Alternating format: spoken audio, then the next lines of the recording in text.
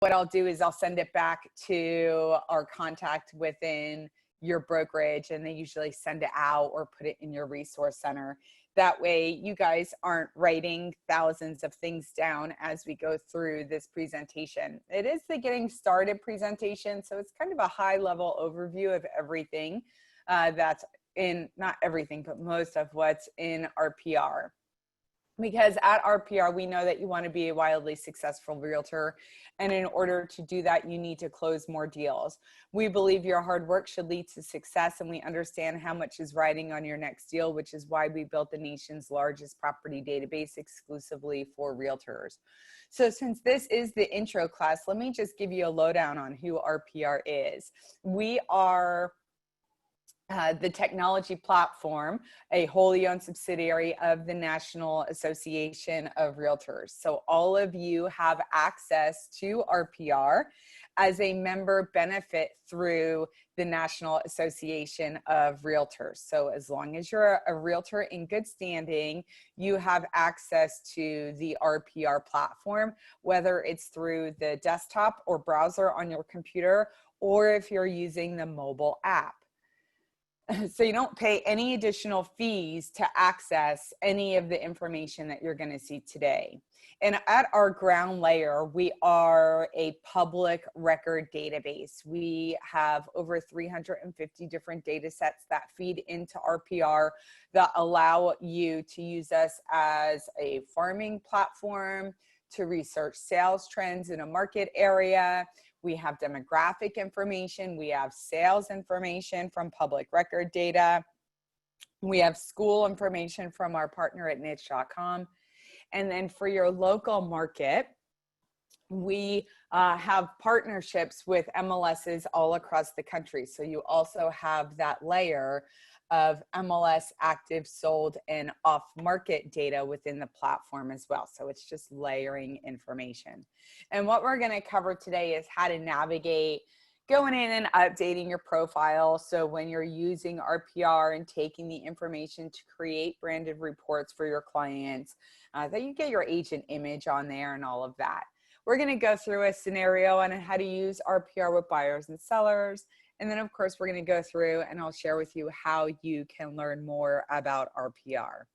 Now, one of the things that you will see for properties in our platform is an estimate of value. And that estimate of value is either going to be defined as an AVM or an RVM.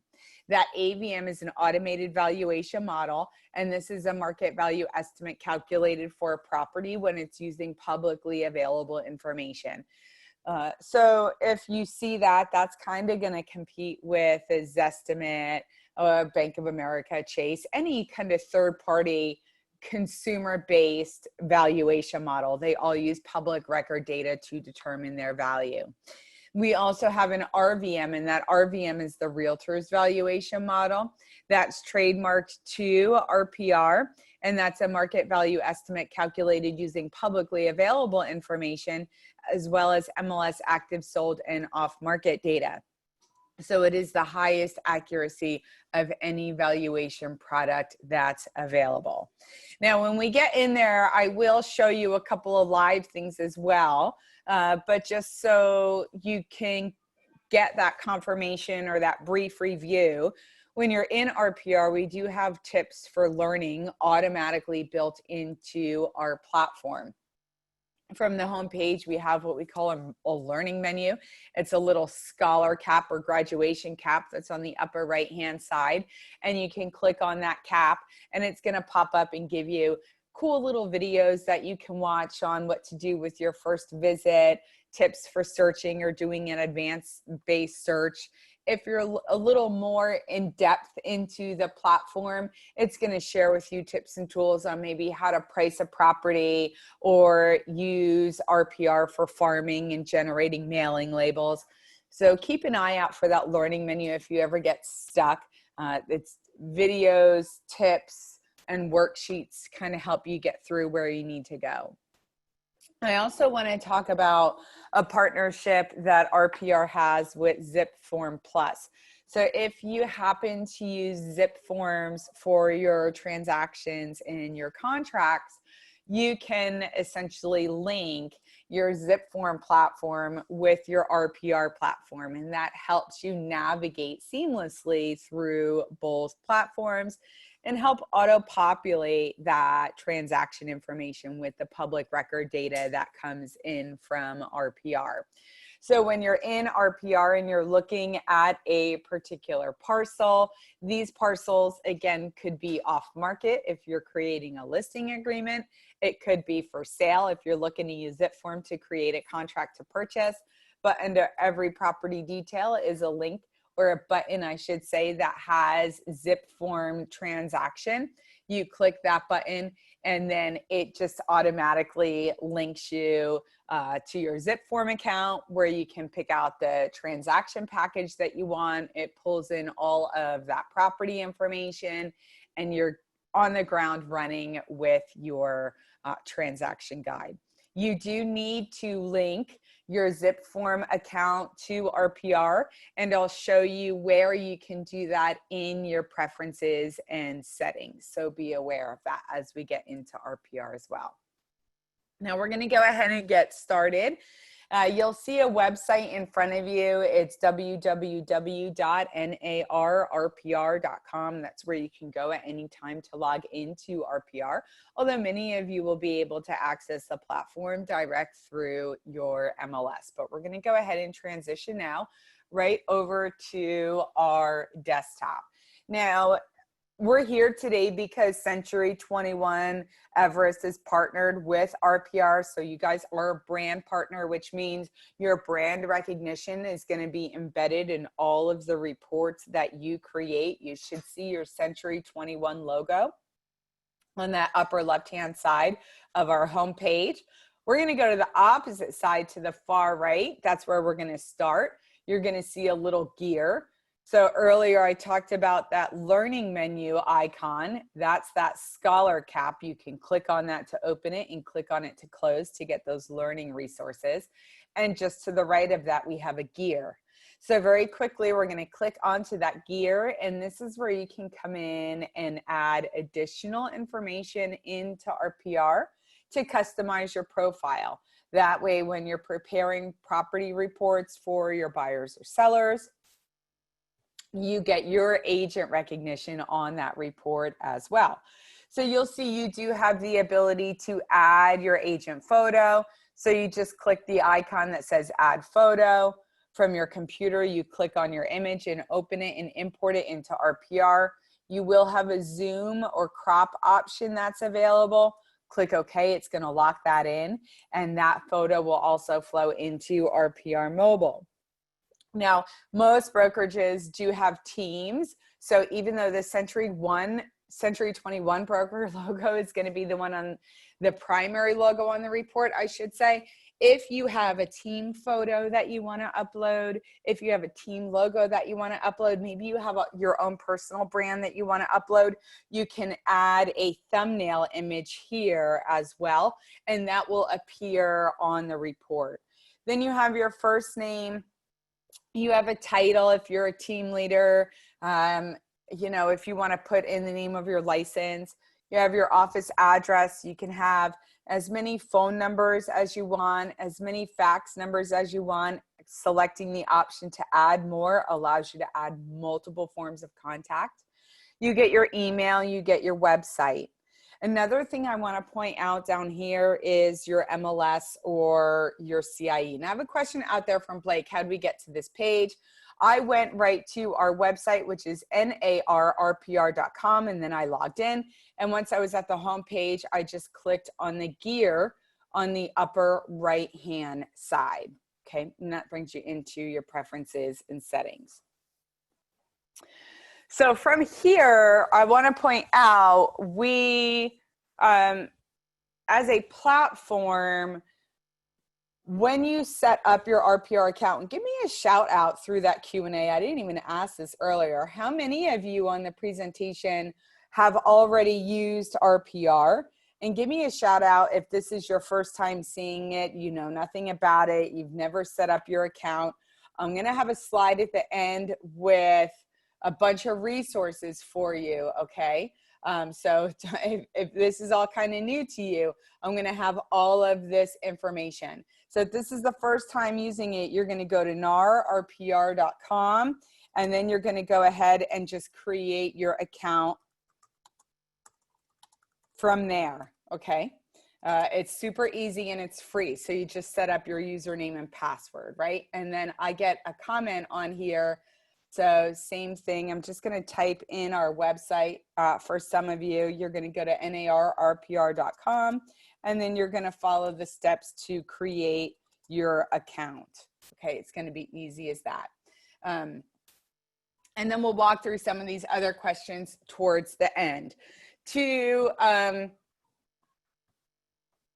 Let me go through some of these questions now that I asked. I have a flood of them coming in.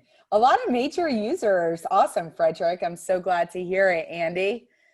Jean's used it with her sellers to do CMAs. From Andy out there, I have a question. What's your MLS/CIE agent ID? Okay, so we're right here and we're looking at this MLS or CIE ID. So your MLS is the ID that you use for your local multiple listing system, right? So that kind of links you in our platform. So we associate you to your brokerage and we associate you to your listings. Your MLS ID number is kind of like your social security number to your multiple listing service.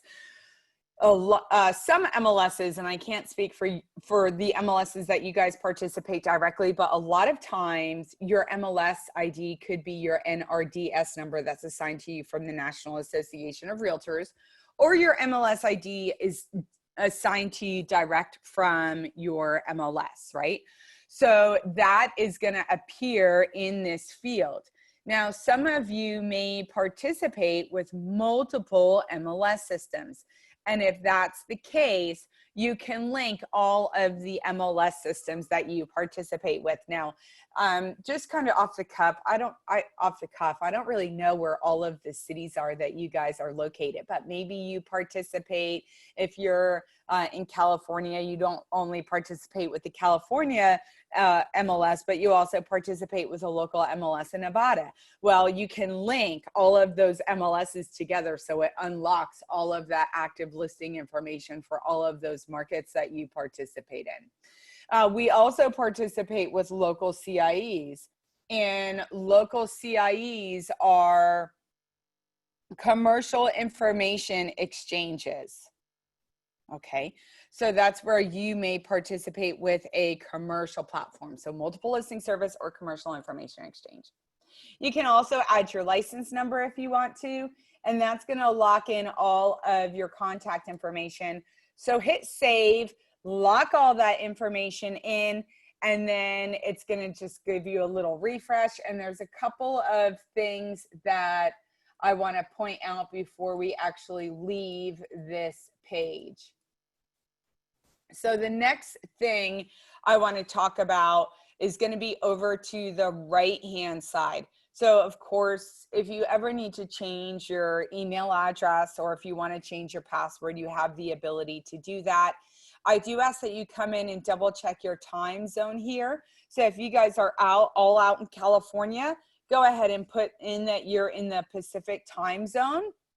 That just ensures that all of our reports are dated and time-stamped correctly for your location, okay? And then just below that time zone, you're gonna see connected apps. And this is where you can link your Zip Form account. So you're gonna come right in here, you're gonna select that button that says link accounts, right? And you're going to come in and it's going to say, hey, you're about to link your account.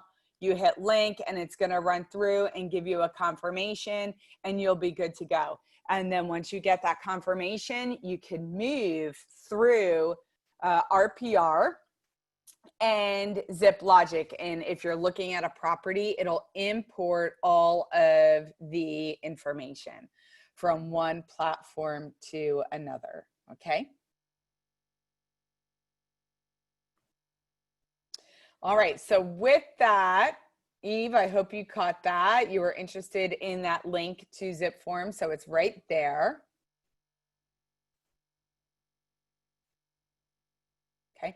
And by the way, guys, if you are, I'm going to give you a website at the end of the presentation because I'm seeing a lot of excitement over this zip form. We actually have a webinar. It's available to watch on demand through our blog. So again, at the end of the presentation, I'm going to have a blog address that you guys can go to, and you can look for a pre-recorded version of RPRs and zip form partnership, and you can watch that little video and you'll need everything that you need to know, okay, about all of those partnerships. So with that being said, we got all of our information. I'm going to come back to the home page. And from here,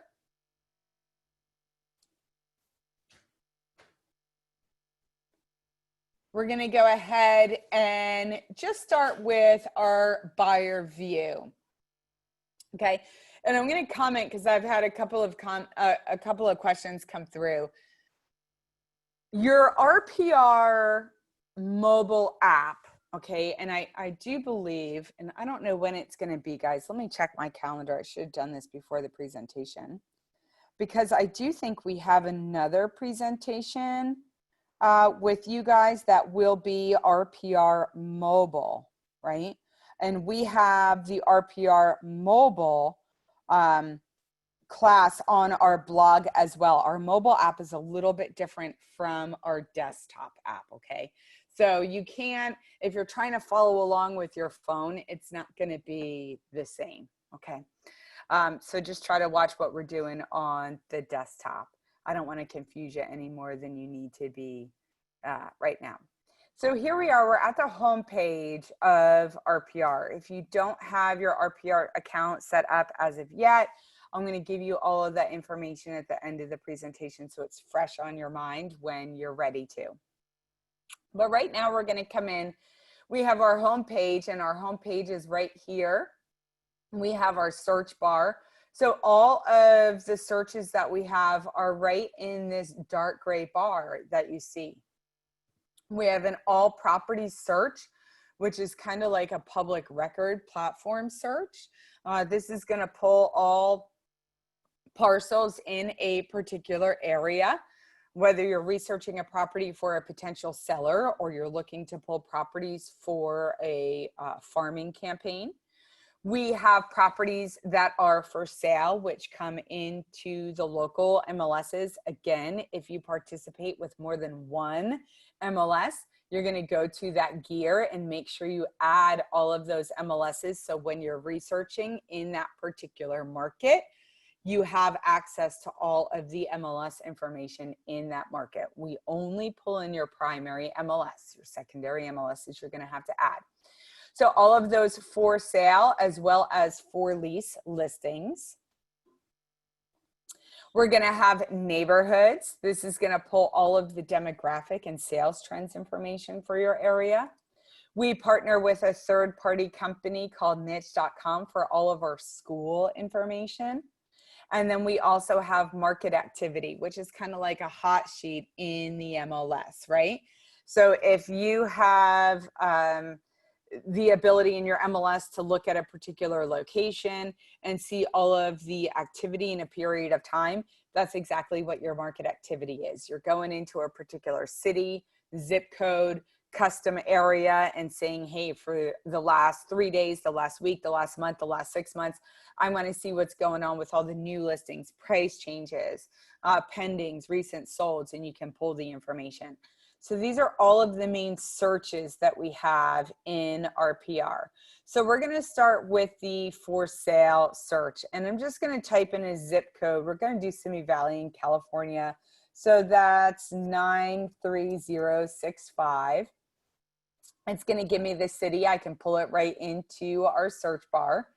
We have our price range here, so I can come in and say, oh, we have someone, they're looking for properties anywhere from, you know, $700,000 to $1 million. They're looking for a 3-bedroom property. We have a little advanced feature here. And it's going to open up and give you some additional criteria. You can do a keyword search. So if you have a buyer that's looking for that unique feature, maybe they want an in-ground pool, maybe they have to have a fenced yard, maybe they're looking for a waterfront property that has dock or davits, maybe they're looking for a home that has stables. You can enter whatever that unique criteria is. If they want something on a golf course, you know, all of that good stuff. Then you have your listing status, if it's active or pending. You have your distressed properties. So if your buyer is not willing to entertain a short sale, a pre-foreclosure auction, or a foreclosure bank owned, you can just uncheck those boxes and they get weeded out. You can look for living area, lot size, as well as your price ranges. You have your property type. So this is not just a single family database. We have all of the property types that your MLS would have: single family, condo, manufactured, mobile, lot, land, farm, ranch. For time's sake, I'm going to select just single family. We can find homes with just photos. We can find properties listed within a particular time frame. We can find properties that have had a price change within a particular time frame. You can search for year built as well. And then you can just enter that criteria, click on that magnifying glass, and it's going to go ahead and execute your search. Okay. And while I wait for this to load, I'm just going to go ahead and answer some questions.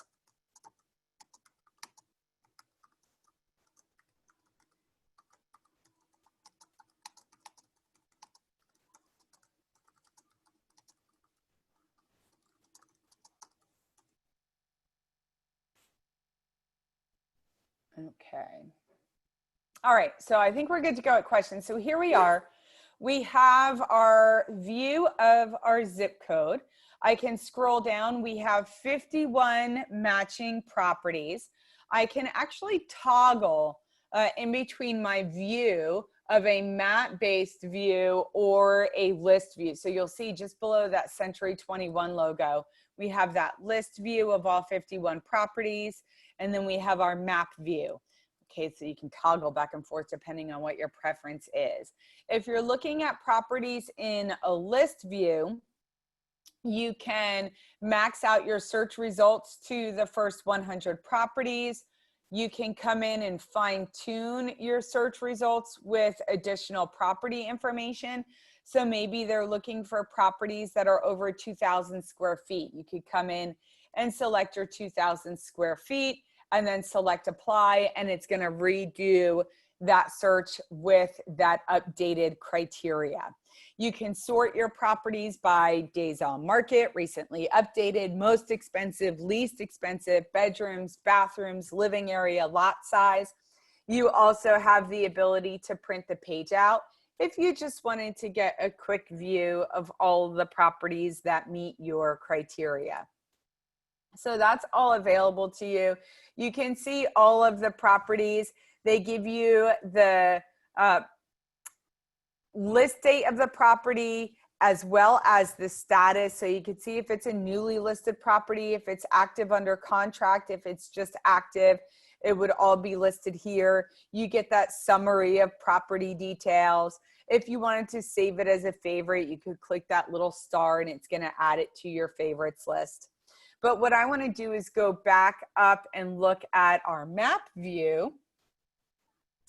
And our map view is going to come in and just define our market area. And I want to share with you some tools that you have to help you when you're searching with properties for your buyer. You do have the ability to draw a shape when you're searching for properties. You can draw a box, a radius, or a polygon. So if we wanted to come in and grab all of the properties to the north here, we could come in and search in that market area. And then I'm just going to kind of come in and zoom in a little bit on where we are here. So we can see all those properties. We're in a market that's we have 12 listings in our area right now, so you can see that. You also have the ability to use a map pin and search by distance or drive time. And that's really fairly simple. So I'm going to come down and I'm just going to zoom in a little bit. I'm going to pick a landmark, see if we have a landmark on our map here that we can use. Okay. I'm going to come in. What do we have? A little bus stop here. Okay. Well, let's use Simi Valley High School. Let's say we have people that are looking to purchase a property and they're going to be the principal at Simi Valley High School, and they want to live within 5 miles of the school. You can come in and draw a shape, I can use my map pin.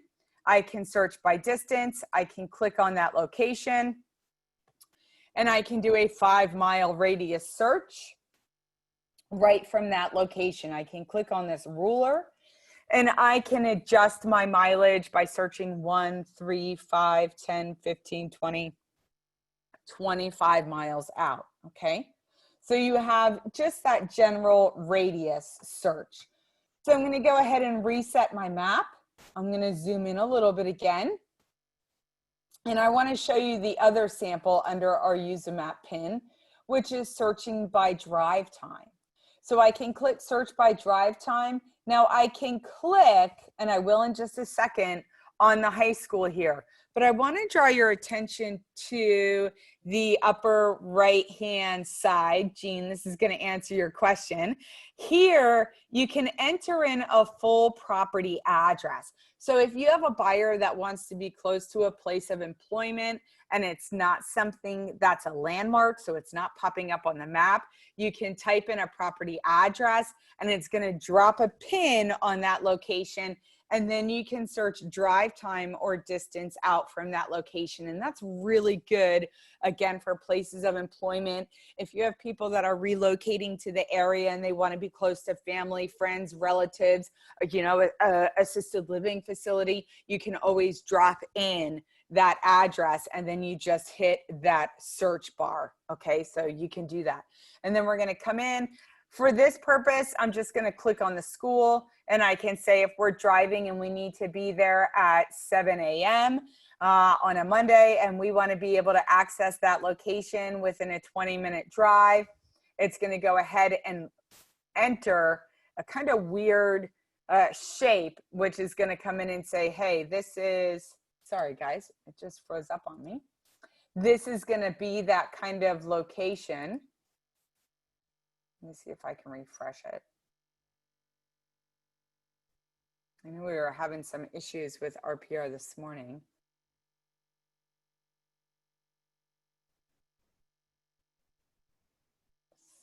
So bear with me while we do a little,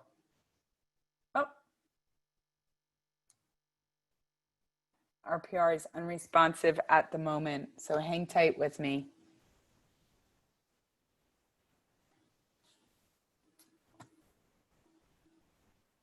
Let me see if I can okay.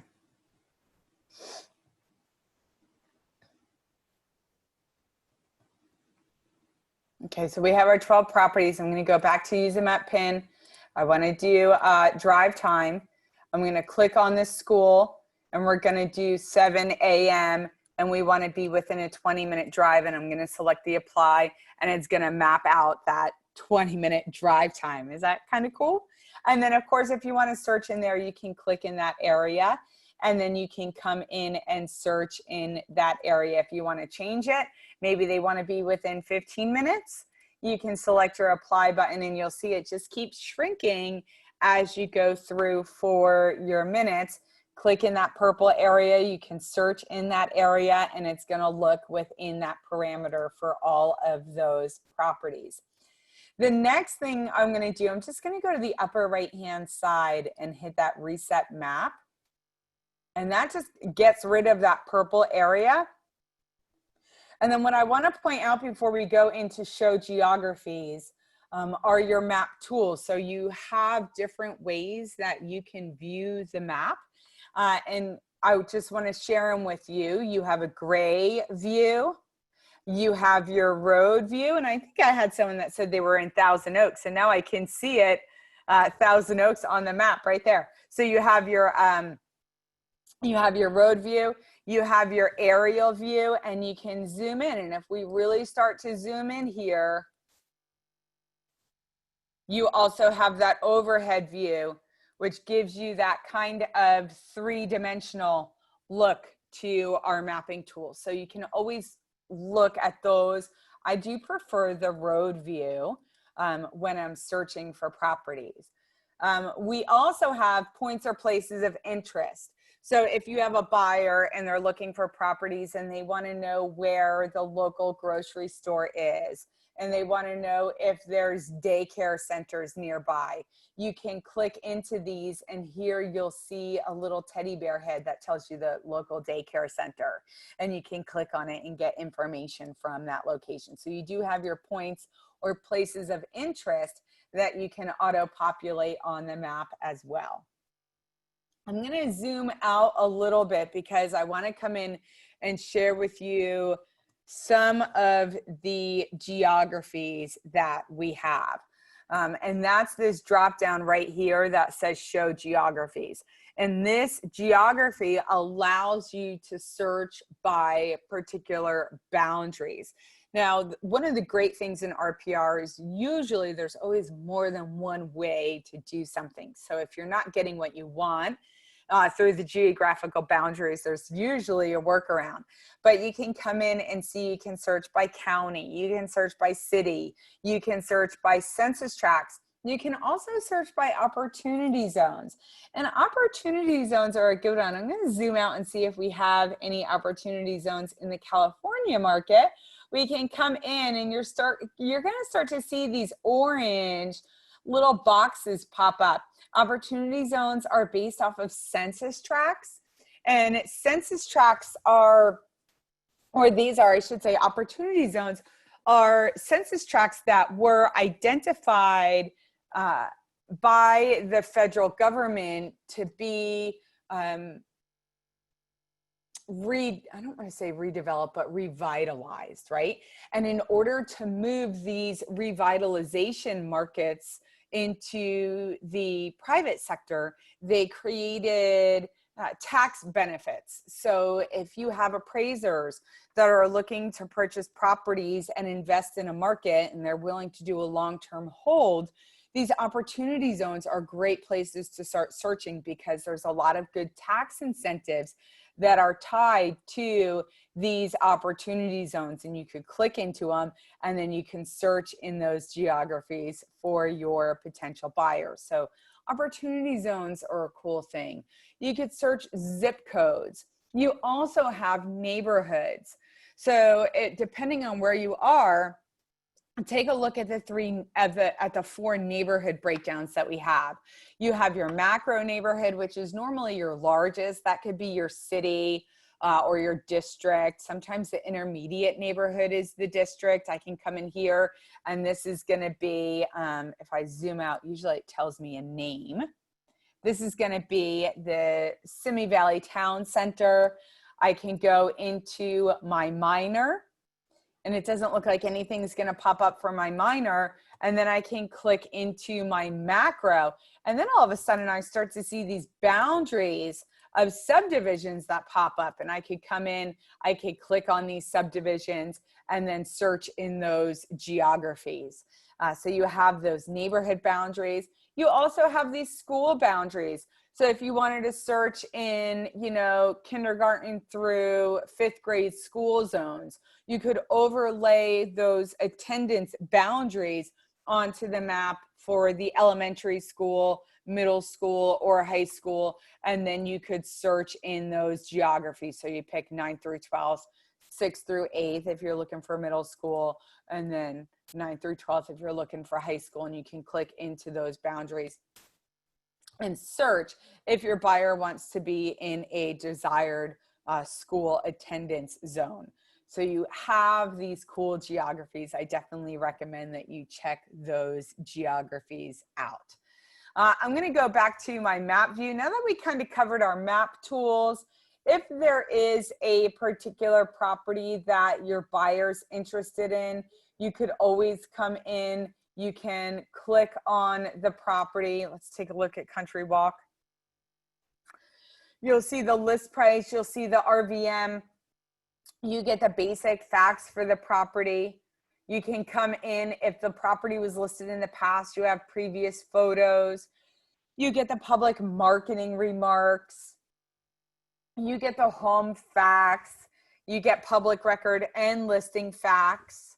You get median estimated home value, price change history, any historically distressed information, location details. You get schools based off of location.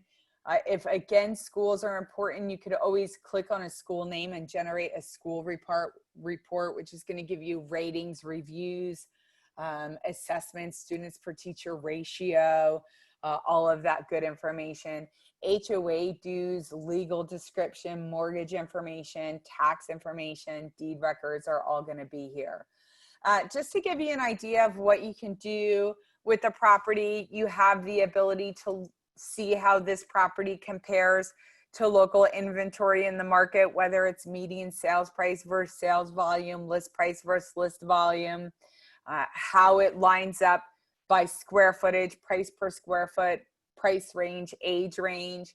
You also would have the ability to create a comp analysis if you're generating a contract to purchase on the property. And then again, you can take all of this information, and we're so used to having terminology where you're saying, oh, well, what if I wanted to email this property to my client?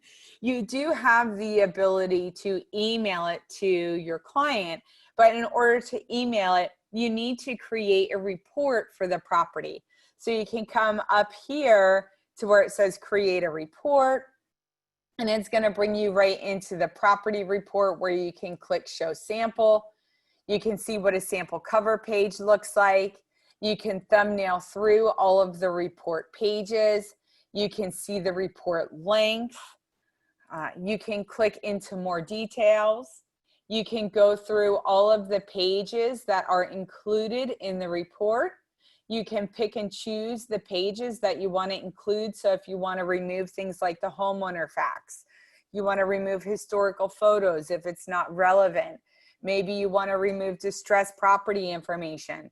You have neighborhood demographics. You have school information that's included.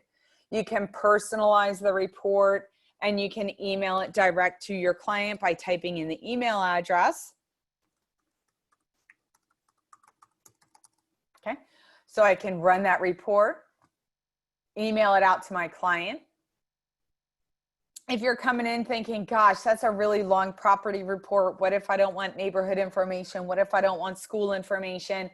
You can come down to our mini property report. Again, all of our reports, you can show that sample. It's going to pull in that agent contact information.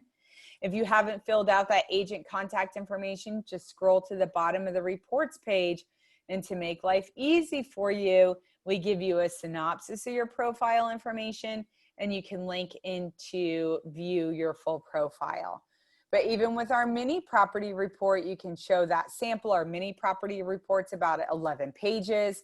You can still go in and customize it with your own content, pick and choose those elements that you want to include, and then you can email that report off to your client. I'm going to open up a property report. I think it's for a different property, but just to show you, that brokerage brand image is on there. You get that photo of the property. You get your agent image on that property. You get that aerial map. You get those home facts. Everything's clear. The pictures are clean. You get those extended home facts, interior, exterior, location details. Photos are up to you. Okay. So you do get a really nice report that you get for your clients. Okay. That email, that doorbell that you just heard told me that we just completed our property report. So I can open that up real quick. Here's our property report again. All of our reports are streamlined, they're clean, they're crisp, they're easy to read. They're customizable with the content that you want to include specifically. Going through more details allows you to pick and choose that content. You get assessed value. You get these beautiful heat maps to talk about sales trends, flood maps, neighborhood housing stats and charts all rolled up. So it is a really nice report. Okay.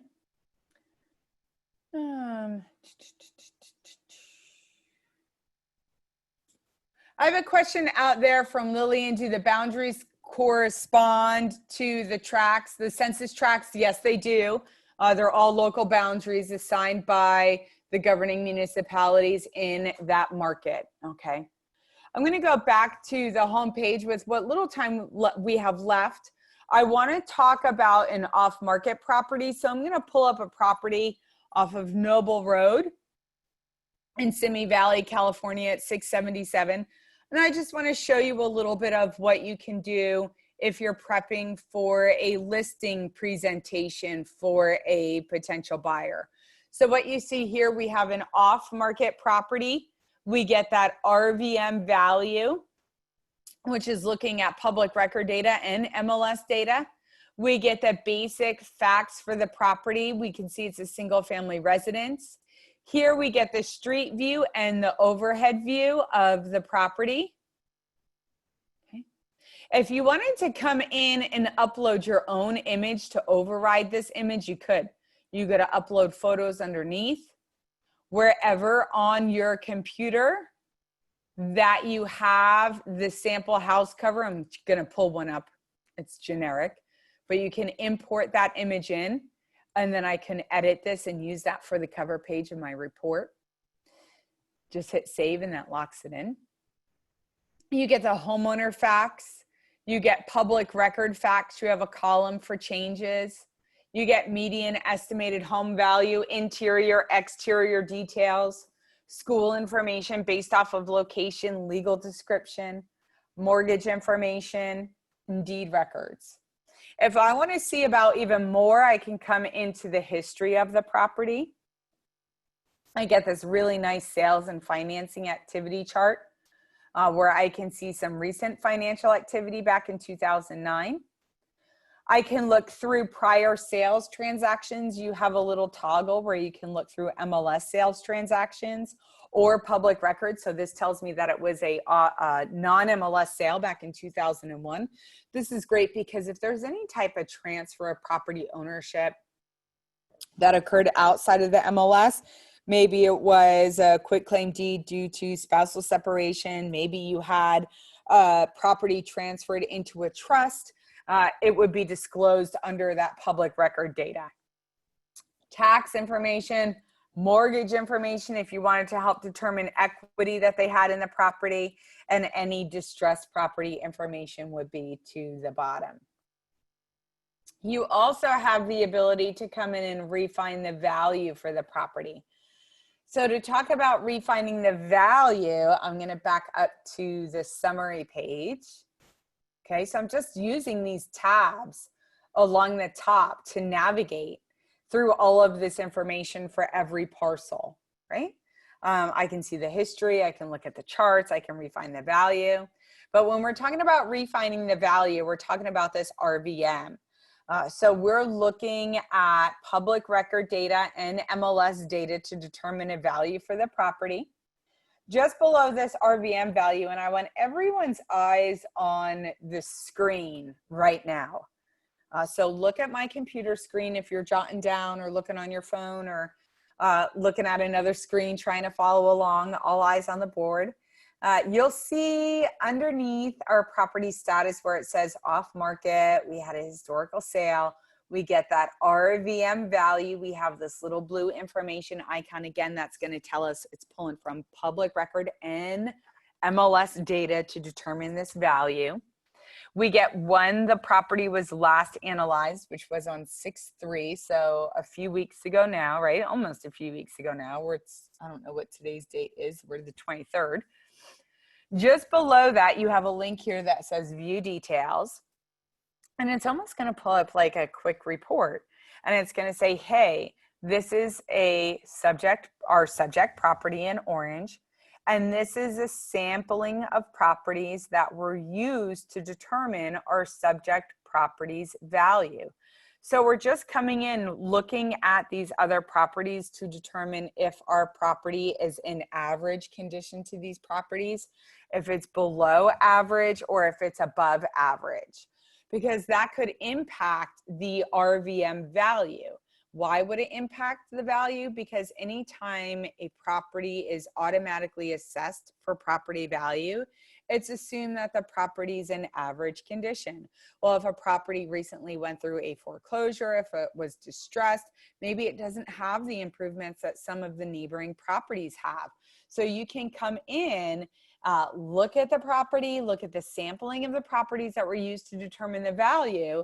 You can get insight from the owner of the property, and then you can come into RPR and say, hey, now that I know what's going on for the property, I know more about the property characteristics, I can come in and I can refine this property based off of that information, okay?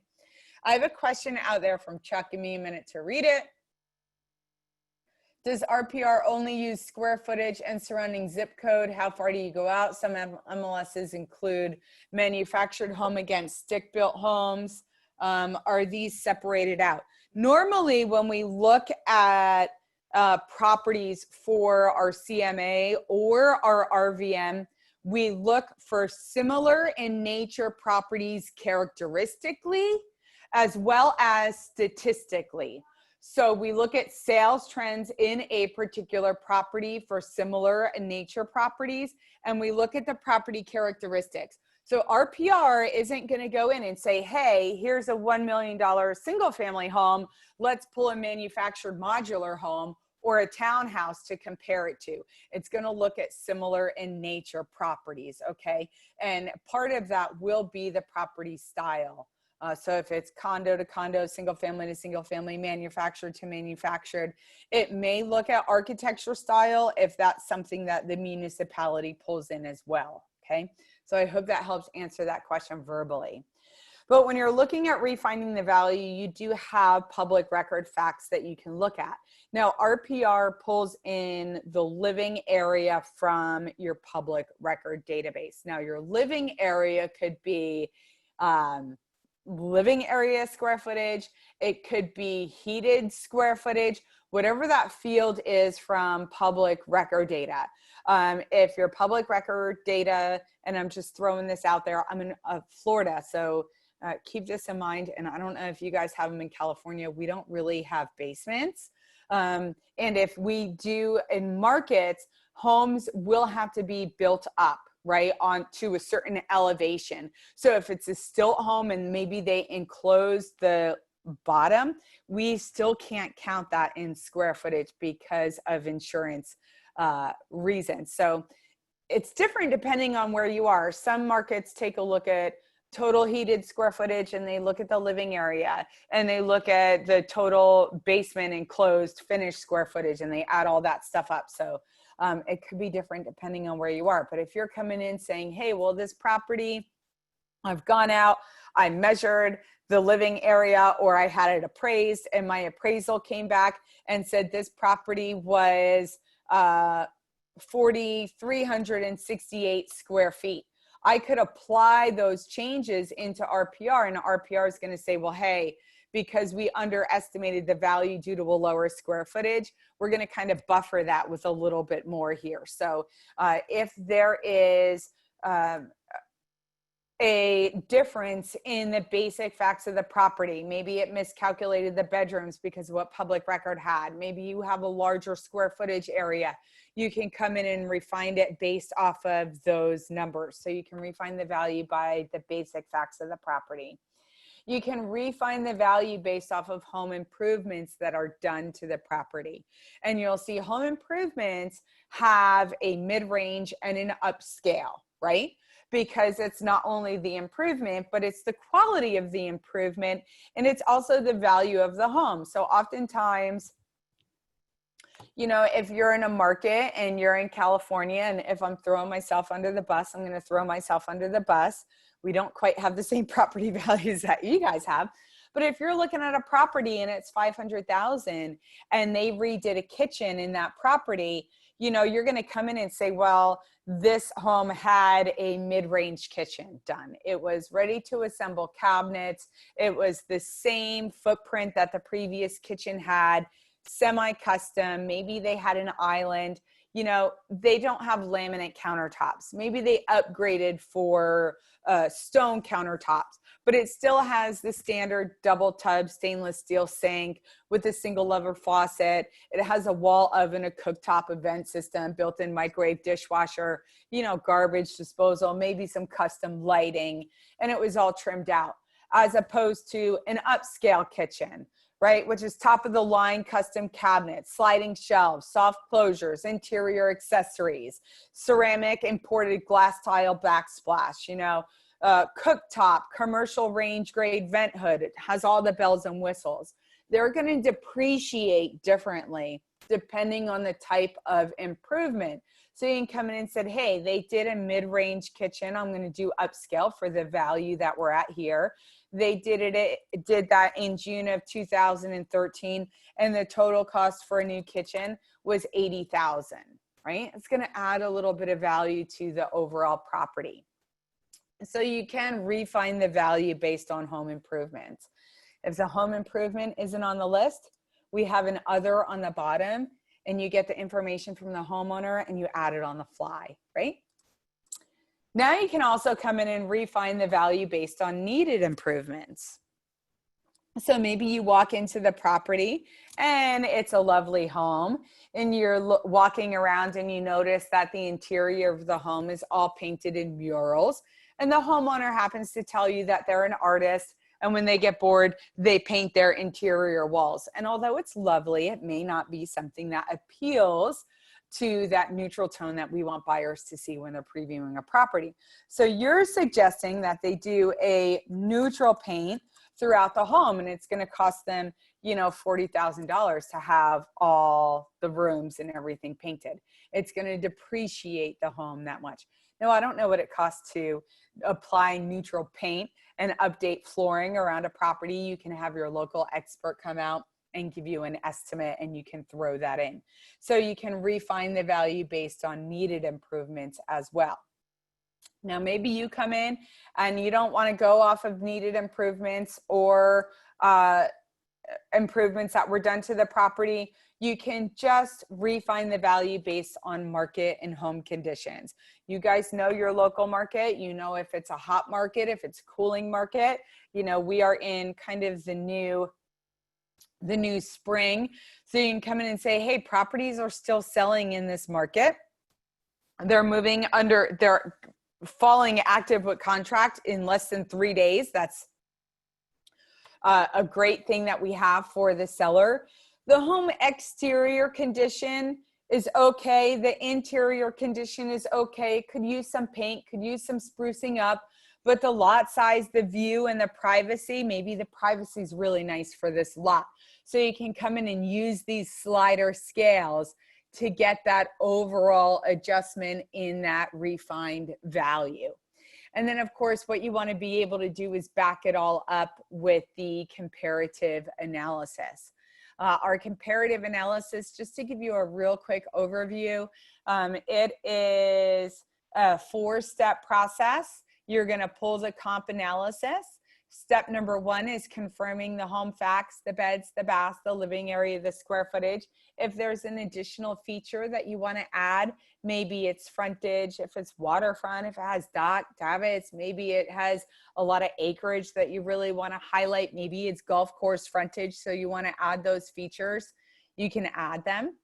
You're going to find comps, and this again, it's going to pull those matches to your property style automatically. It's going to look at those features of the home. It's going to pull single family properties. It's going to look for solds.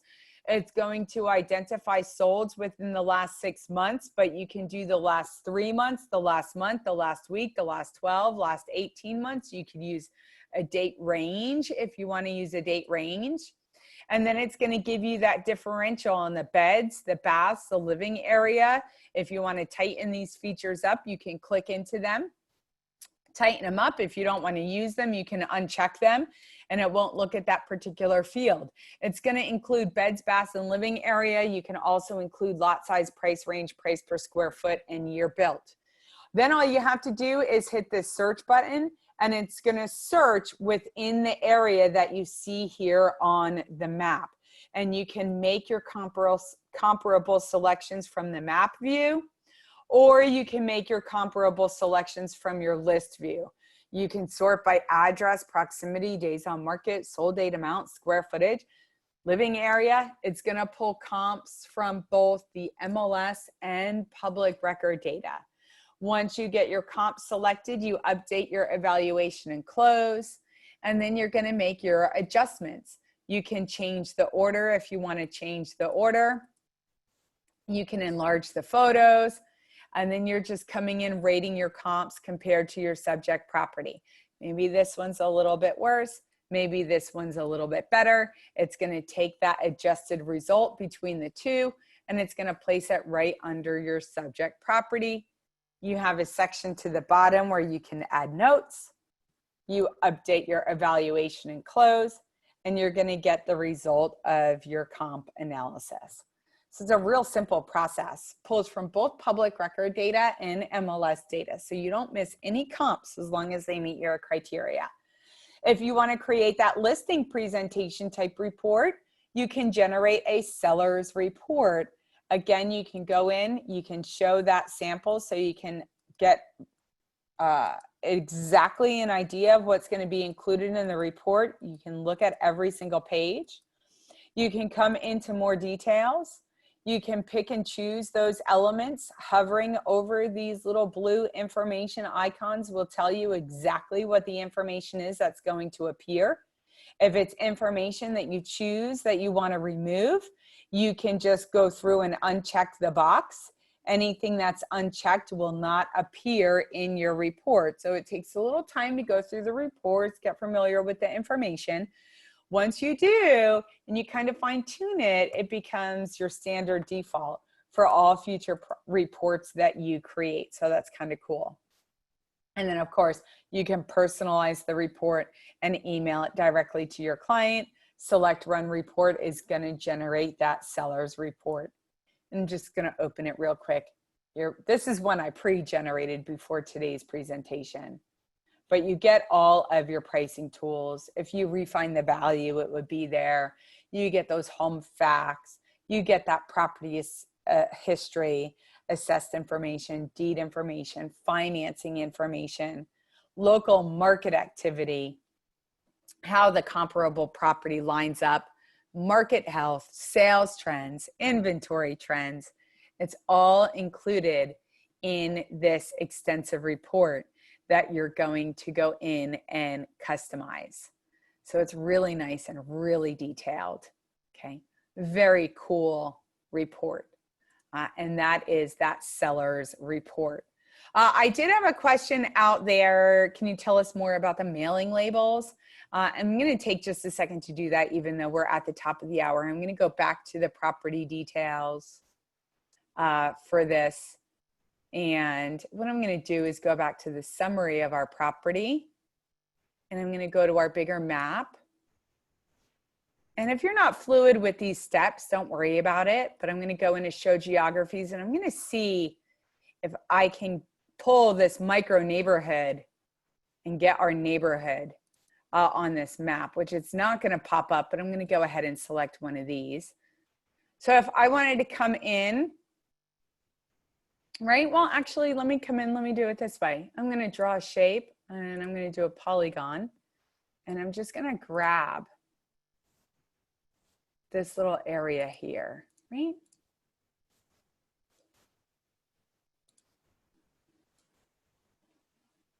Oops, let me click that where it ends. Okay.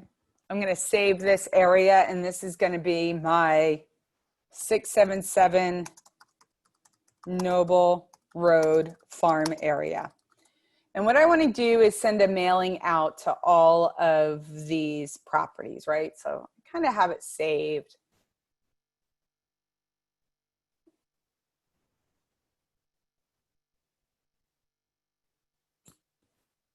I'm going to go back to my home page.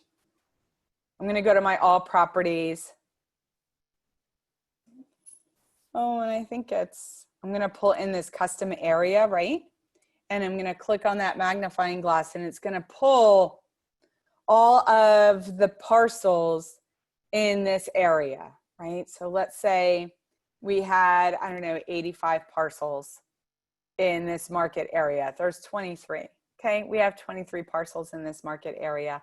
And I wanted to come in, and from here, I wanted to create mailing labels. I could come in and say, I want to send a physical postcard out to all of the homes in the market that there's a new property and we're going to have a virtual open house. I could create PDF mailing labels to the property address. It's going to go to the owner or the current resident. It's going to go to all properties, and I could hit that print to the bottom, and it would go ahead and it would real quick give me all of those mailing labels right quick. You guys get like 4,000 mailing labels a month, okay? Free to use. And we have tutorials on that as well. So let me just jump back to my PowerPoint presentation and wrap things up for you guys. We do have a lot of this information available through RPR Mobile, where you can search for on and off market properties, take photo, voice, and text notes. It syncs automatically with the desktop. Very cool. But this is one of those slides. So take a picture of this or jot it down. It's blog.narrpr.com. You can go to our blog, and when you get there, you can click right into our learning. We have live webinars, we have videos on demand, we have tutorials, ebooks, quick start guides, where you can come in and watch a whole hour presentation, or you can kind of look at little snippets of videos as well. If you didn't get a picture of the blog earlier, just grab your phone, take a picture of this slide as well. You can access RPR and register for your account through narrpr.com or through your local MLS. Download RPR Mobile through Google Play or the App Store. Again, visit our blog if you want to get jump started on mailing labels and farming. You can find all the information you need there, as well as training on the Zip Form partnership that we have. If you need help, we have support links at the bottom of every page. And don't forget about that learning menu icon that's available for you. I hope you guys really enjoyed the presentation today. I'm going to go ahead and stop the recording.